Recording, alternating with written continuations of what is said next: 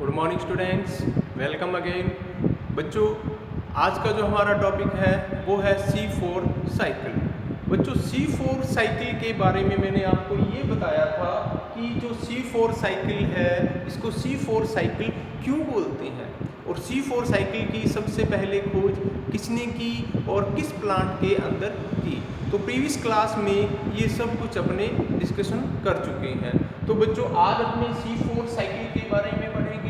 C4 cycle को hatch and slack cycle के नाम से भी जानते हैं। क्यों? क्योंकि हैच एंड स्लैक ने सबसे पहले इसकी खोज की थी। तो बच्चों, यहाँ आप देखो कि C4 को C4 साइकिल क्यों बोलते हैं? क्योंकि C4 साइकिल के अंदर सबसे पहले जो फर्स्ट स्टेबल जो कंपाउंड है, सबसे पहले बनने वाला जो यौगिक है वो है ऑक्सैलो एसिटिक एसिड, जिसमें कार्बन की जो संख्या है वो कितनी है? 4। इसलिए इसको C4 साइकिल बोलते हैं। और मैंने आपको बताया था कि C3 साइकिल को C3 क्यों बोलते हैं? क्योंकि C3 साइकिल के अंदर सबसे पहले जो बनने वाला कंपाउंड है उसमें कार्बन की संख्या कितनी होती है? 3 होती है, यानी फॉस्फोग्लिसरिक एसिड, PGA शॉर्टकट में बोलते हैं। कार्बन की संख्या इसमें कितनी है? 3, इसलिए इसको C3 साइकिल बोलते हैं। तो एक डिफरेंस ये है, ठीक है। और दूसरा डिफरेंस क्या है कि C4 साइकिल के अंदर एनवायरनमेंट की जो CO2 है उसको कैप्चर करने या एक्सेप्ट करने का काम कौन करता है? PEP, phosphoenol pyruvate. जबकि C3 साइकिल के अंदर RUBP, राइबोलोज, बिसफॉस्फेट एनवायरमेंटल की CO2 को कैप्चर करने का काम करते हैं। बच्चों, एक इसमें C4 साइकिल यानी C4 प्लांट्स के अंदर मिलता है, ठीक है। और C4 जो प्लांट्स हैं उनकी एक विशेषता मैंने आपको बताई थी, स्पेशल कैरेक्टर पर बताया था कि presence of crease anatomy, crease प्रकार की एनाटोमी मिलते हैं और प्रेजेंस ऑफ डाइमॉर्फिक क्लोरोप्लास्ट, 2 प्रकार के क्लोरोप्लास्ट मिलते हैं। बच्चों, यहाँ पर 2 प्रकार के अलग अलग क्लोरोप्लास्ट आपको दिखाई दे रहे हैं। ये वाला जो क्लोरोप्लास्ट है ये किसमें है? मीजोफिल सेल्स के अंदर जो क्लोरोप्लास्ट है, और दूसरा जो क्लोरोप्लास्ट है वो है बंडल शीथ के अंदर।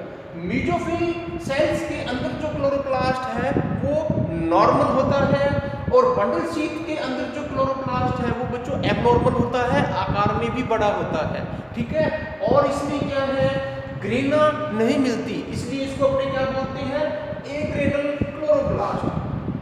बंडल शीथ यानी जाइलम और फ्लोएम को घेरने वाली जो सेल हैं उनके अंदर जो क्लोरोप्लास्ट मिलते हैं आकार में भी बड़े होते हैं, और उनकी विशेषता ये है कि इनके अंदर ग्रेना जैसी स्ट्रक्चर नहीं मिलती, थाइलेकोइड जैसी स्ट्रक्चर नहीं मिलती, इसलिए इनको बोलते हैं एग्रेनल क्लोरोप्लास्ट, ठीक है।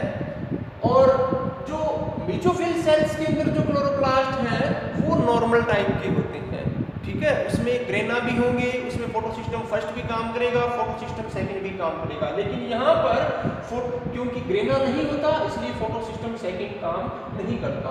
और इसकी मुख्य बात मैं आपको और बता देता हूँ कि मेसोफिल सेल्स की जो क्लोरोप्लास्ट है उसमें कौन सा एंजाइम मिलता है? पेप्टेज एंजाइम मिलता है। इसको carboxylase, phosphoenol pyruvic carboxylase enzyme कहाँ मिलता है?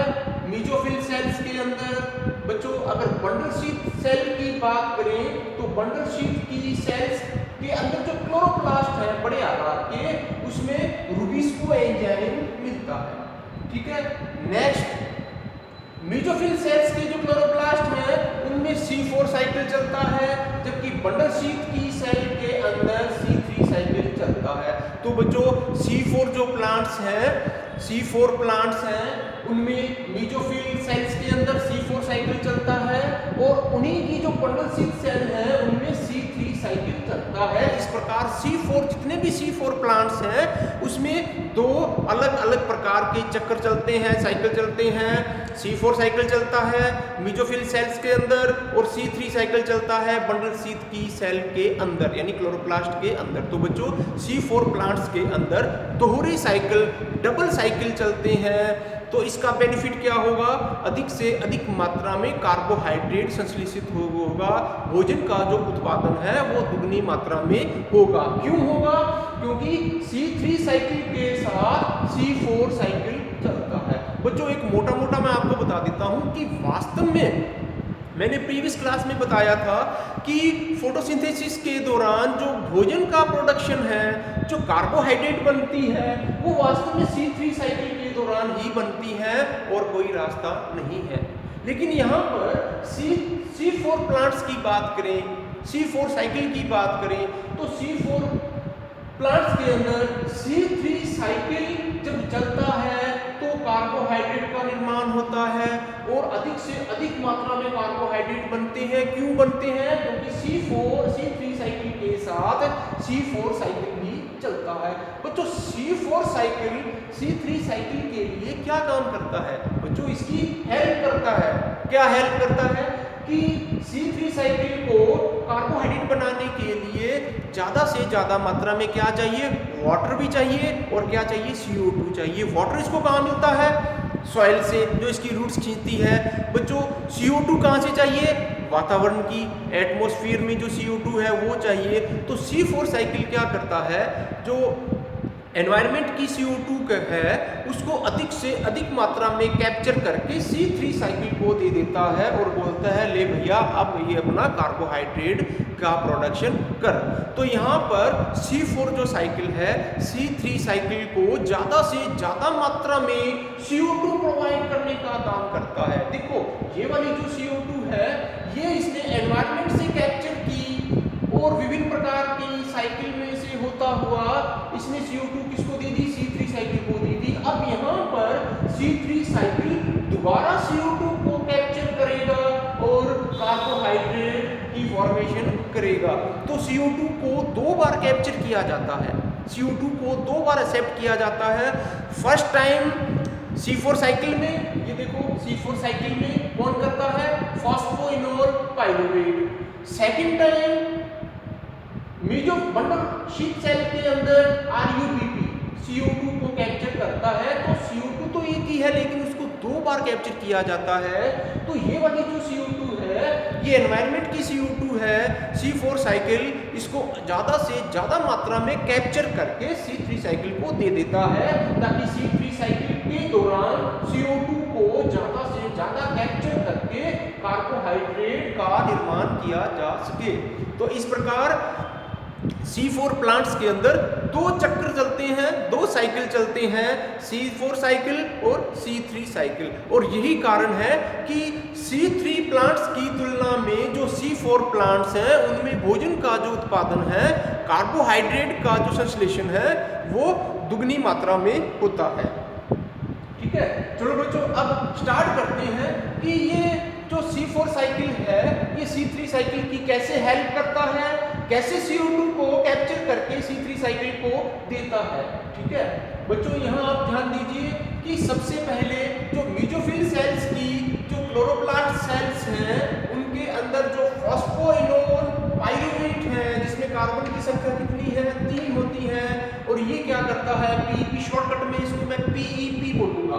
PEP क्या करता है? एनवायरनमेंट की कार्बन डाइऑक्साइड को कैप्चर करने का काम कर देता है। तो first acceptor of CO2 in case of C4 cycle कौन है? PEP। कार्बन की संख्या कितनी है? 3। बच्चों अब यहाँ पर क्योंकि मेसोफिल की सेल्स के अंदर क्या मिलता है? पेप्टेज एंजाइम। शॉर्टकट में क्या बोलते हैं? पेप्टेज एंजाइम। फॉस्फोइनोल पाइरूवेट कार्बोक्सिलेज ये क्या करता है? यहाँ पर कार्बोक्सिलेज करने का काम करता है, कार्बोक्सीकरण जिसको बोलते हैं। तो जो PEP है CO2 को कैप्चर करके इसका कार्बोक्सीकरण होता है और बदले में ये क्या बनता है, नया प्रोडक्ट बनता है OAA। OAA stand for oxalo acetic acid. Carbon की संख्या कितनी है, 4, इसीलिए इसको क्या बोलते हैं, C4 साइकिल। और C4 साइकिल जिन प्लांट्स के अंदर चलता है that is also known as C4 plants. अब बच्चों यहाँ पर जो ऑक्सैलो एसिटिक एसिड है उसका मैलेट डिहाइड्रोजिनेज एंजाइम की प्रेजेंस में इसका क्या होगा, विघटनीकरण होगा, रिड्यूस होगा, निम्नीकरण होगा और ये क्या कर देता है, मैलिक एसिड में चेंज हो जाता है और साथ में एस्पार्टेट, कभी-कभी एस्पार्टेट में भी चेंज हो जाता है। ठीक है, oxalo acetic acid presence of malate dehydrogenase converted into malic acid, malic acid में चेंज हो जाता है और उसमें जो एनर्जी की खपत होती है, रिड्यूसिंग पावर की खपत होती है, NADPH2 converted into NADP, reducing power की खपत होती है। बच्चों ये जो मैलिक एसिड है, मैलिक एसिड अब मेसोफिल सेल्स से बंडल शीट की सेल्स में ट्रांसफर हो जाता है। ये देखो यहाँ से जो मैलिक एसिड है बंडल शीट की सेल्स के अंदर ट्रांसफर हो गया। ठीक है, अब यहाँ पर बंडल शीट की सेल्स के अंदर जो मैलिक एसिड है उसका डीकार्बोक्सिलेशन होता है। डीकार्बोक्सिलेशन होता है, विकार्बोक्सीकरण जब होता है तो यह पाइरुविक अम्ल और CO2 के अंदर टूट जाता है। बंडल शीट की सेल के अंदर जो मैलिक एसिड है उसका डीकार्बोक्सिलेशन होता है जिसके द्वारा मैलिक एसिड किसमें टूट जाता है, CO2 में टूट जाता है और पाइरुविक एसिड के अंदर टूट जाता है। तो बच्चों यहाँ इसने क्या किया, CO2 को फ्री कर दिया, CO2 को फ्री कर दिया बंडल शीट के अंदर। और जो पाइरुविक एसिड है, पाइरुविक एसिड वापिस क्या करता है, मेसोफिल की कोशिकाओं के अंदर आ जाता है और यहाँ पर जो रिड्यूसिंग पावर है उसका सिंथेसिस होता है। पाइरुविक एसिड वापिस क्या करता है, बंडल शीट सेल से वापिस किस में आ जाता है, मेसोफिल की कोशिकाओं में आ जाता है। क्यों आ जाता है, क्योंकि वापिस इसने क्या करना होता है, PEP को दोबारा बनाना होता है। इसलिए pyruvic acid presence of enzyme converted into phosphoenol pyruvic acid में चेंज हो जाता है जो दोबारा क्या करता है, CO2 को कैप्चर करने के लिए तैयार हो जाता है। बच्चों यहाँ पर मेसोफिल की सेल्स के अंदर यानी C4 प्लांट्स के अंदर एक विशेष प्रकार का एंजाइम पाया जाता है जिसको बोलते हैं PPDK। ये क्या करता है, ATP को AMP और इनऑर्गेनिक फॉस्फेट में तोड़ने का काम करता है। ठीक है, इसलिए ये जो C4 प्लांट है ये हाई टेम्परेचर को भी सहन करने की क्षमता इसमें होती है। बच्चों यहाँ पर आप देखो कि जो मैलिक एसिड ने जो CO2 को रिलीज किया है, इस CO2 को, ये CO2 अब कहाँ चली जाएगी, C3 साइकिल के अंदर चली जाएगी और C3 साइकिल को स्टार्ट कर देगी। C3 साइकिल के अंदर बंडल शीट के अंदर जो C3 साइकिल चलता है उसमें RUBP सबसे पहले CO2 को क्या करता है, कैप्चर करता है। बच्चों ये C3 साइकिल मैंने प्रीवियस क्लास में आपको पढ़ा रखा है, वही C3 साइकिल है ये और वो एक ही बात है। ठीक है, तो CO2 को C3 साइकिल के अंदर RUBP राइबोलोज डाई या बाइफॉस्फेट इसको कैप्चर करता है और इसमें क्योंकि रुबिस्को एंजाइम मिलता है, रुबिस्को एंजाइम कहाँ मिलता है, बंडल शीट की सेल के अंदर, यानी C3 साइकिल में रुबिस्को एंजाइम काम करता है। रुबिस्को एंजाइम की हेल्प से RUBP converted into 3PGA, 3 phosphoglyceric acid. Carbon की संख्या कितनी है, 3। ठीक है, और जो PGA है विभिन्न स्टेप के माध्यम से कार्बोहाइड्रेट का संश्लेषण करता है और दोबारा RUBP का भी संश्लेषण करता है और लगातार यह चक्र चलता रहता है और कार्बोहाइड्रेट जो है अपने को दुगनी मात्रा में प्राप्त होती है। तो बच्चों इसीलिए जो C4 प्लांट्स हैं उनमें जो भोजन का जो प्रोडक्शन है, कार्बोहाइड्रेट का जो प्रोडक्शन है वो अधिक मात्रा में होता है। C3 और C4 प्लांट की अगर तुलना करें तो तुलना सबसे बड़ी यही होगी कि C3 की अपेक्षा C4 प्लांट्स के अंदर जो भोजन का जो उत्पादन है वो ज़्यादा से ज़्यादा मात्रा में होता है। क्यों? क्योंकि C4 प्लांट्स के अंदर C4 साइकिल और C3 साइकिल दोनों ही चलते हैं, जबकि C3 साइकिल के अंदर सिर्फ C3 साइकिल ही चलता है। C4 साइकिल के अंदर ग्रेन्यूल क्लोरोप्लास्ट होते हैं, जबकि जो C3 साइकिल है उसके अंदर एग्लेन क्लोरोप्लास्ट होते हैं। C4 साइकिल के अंदर यानी बीजोफिल जो सेल्स हैं, बीजोफिल सेल्स के अंदर पेप्टीज एंजाइम मिलता है और बंडल शीथ की सेल के अंदर रुबिस्को एंजाइम मिलता है। तो बच्चों ये था C4 साइकिल के बारे में।